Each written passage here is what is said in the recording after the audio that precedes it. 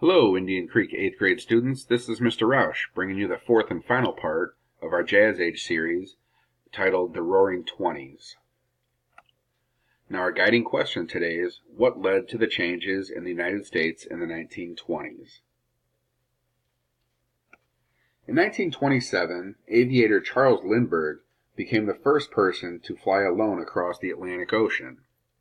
Lindbergh flew in a tiny single-engine plane named the Spirit of St. Louis, and Americans went wild and hailed him a new hero.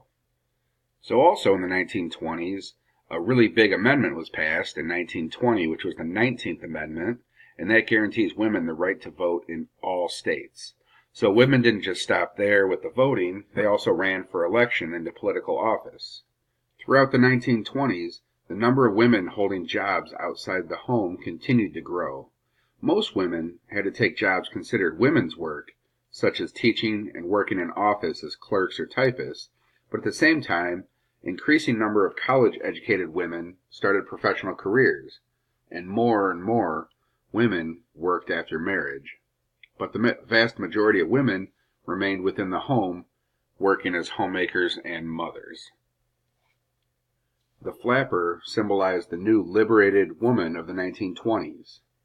Flappers were carefree young women with short or bobbed hair, heavy makeup, and short skirts, and they also appeared in many magazines.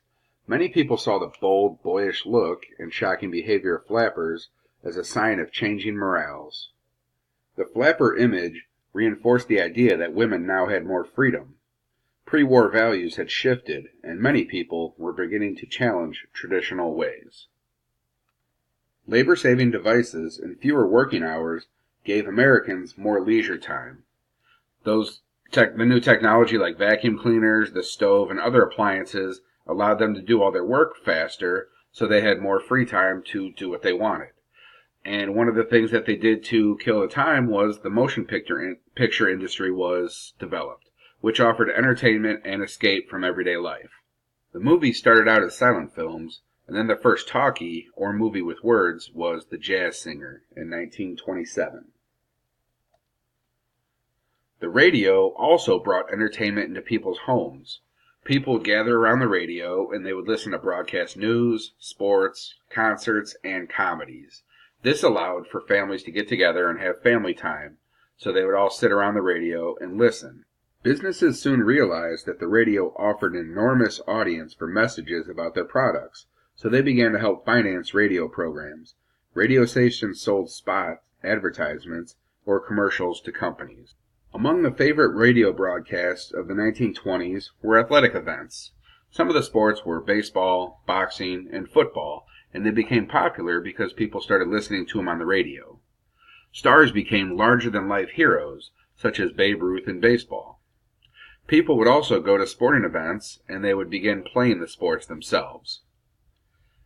Now, instead of sports, there was also fads, or things that were kind of popular at the time. Mahjong, the Chinese board game, was very popular. Crossword puzzles became popular.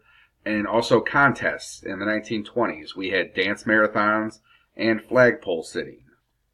And if you look at these pictures here, here's a picture of Babe Ruth, crossword puzzles.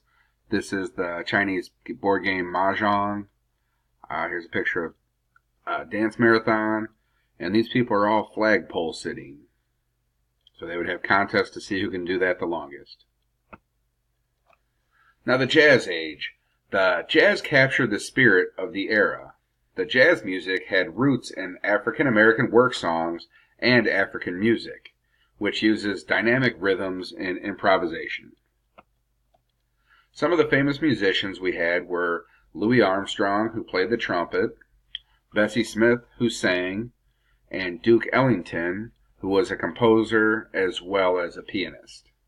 An interest in jazz spread through radio and phonographic records. Jazz helped create a unique African American recording industry. Equally important, jazz gave America one of its most distinctive art forms. Another one of the art forms that they had was writing and poetry, and Langston Hughes was an African American writer. He instilled an interest in African culture and pride in being African American. This inspired Langston Hughes, who was a poet from the Harlem Renaissance, to write about different African American experiences that they had in the past. Not everyone stayed in the United States or even in Harlem during the Harlem Renaissance. There was something called a lost generation of writers, which are writers that were questioning the American values. These people were known as expatriates, or people who choose to live in another country. Many of the writers decided to settle in Europe. A few of the famous expatriates were F. Scott Fitzgerald, who wrote The Great Gatsby, and Ernest Hemingway, who wrote A Farewell to Arms, For Whom the Bell Tolls, and The Old Man and the Sea. Now, during all this art and Harlem Renaissance, we had Prohibition, which that began as a campaign against alcohol in the 1800s. And in 1920, the 18th Amendment passed, establishing Prohibition, which is a total ban on the manufacture, sale, and transportation of liquor throughout the United States. In the rural areas in the South and the Midwest, where the temperance movement was strong, Prohibition generally succeeded. In the cities, however, Prohibition had little support.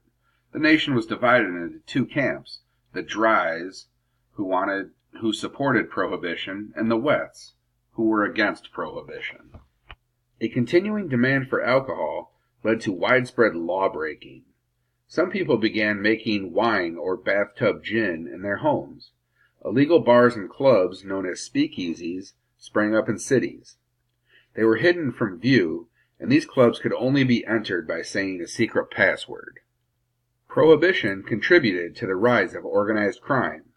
Recognizing that millions of dollars could be made from bootlegging or making and selling illegal alcohol, members of organized crime moved in quickly and took control. They used their profits to gain influence in businesses, labor unions, and governments. And Prohibition was really hard to enforce because across the whole United States there's only 1,500 agents to enforce it, and many of them didn't really enforce it in the major cities. And on December 5th, 1933, Prohibition was repealed, and with the 21st Amendment, Prohibition was now over with, and people were able to drink alcohol freely. The anxieties many native-born Americans felt about the rapid changes in society contributed to an upsurge of nativism, or the belief that native-born Americans are superior to foreigners. With this renewed nativism came a revival of the Klan. It led to the new KKK, who preyed upon Catholics, Jews, immigrants, and others with un-American values. In 1921, Congress responded to nativist fears by passing the Emergency Quota Act. This law established a quota system, which is an arrangement placing a limit on the number of immigrants from each country. According to the Act, only 3% of the total number of people in any national group already living in the United States would be admitted during a single year. Because there had been fewer immigrants from Southern and Eastern Europe than from Northern and Western Europe at that time, the law favored the Northern and Western European immigrants that were already living in the United States. And in 1924, Congress revised the immigration law in the National Origins Act, and it reduced the annual country quota from 3% down to 2%, and based it on the census of 1890, when even fewer people from Southern or Eastern Europe lived in America. This law excluded Japanese immigrants completely. An earlier law, passed in 1890, had already excluded the Chinese.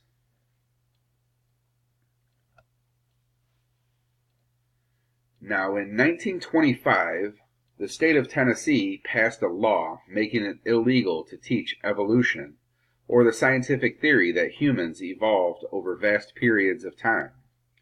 The law was supported by Christian fundamentalists who accepted the biblical story of creation. The fundamentalists saw evolution as a challenge to their values and their religious beliefs. There were two famous lawyers who took opposing sides in the trial. William Jennings Bryan was a Democratic candidate for president in 1896, 1900, and in 1908, and a strong opponent of evolution. And then the Clarence Darrow had defended many radicals and labor union members, spoke for Scopes. Although Scopes was convicted of breaking the law and fined $100, the fundamentalists lost the larger battle. Darrow's defense made it appear that Bryan wanted to impose his religious beliefs on the entire nation. The Tennessee Supreme Court overturned Scopes' conviction, and other states decided not to prosecute similar cases. The Scopes case may have dealt a blow to fundamentalism, but the movement continued to thrive. Rural people, especially in the South and Midwest, remained faithful to their religious beliefs. When large numbers of farmers migrated to the cities during the 1920s, they brought their fundamentalism with them. In 1927, President Calvin Coolidge shocked everyone by announcing that he would not run for a second full term. Herbert Hoover declared his candidacy for the Republican nomination. Hoover was the head of a food relief during World War I, served as Secretary of Commerce, and promoted cooperation between government and businesses.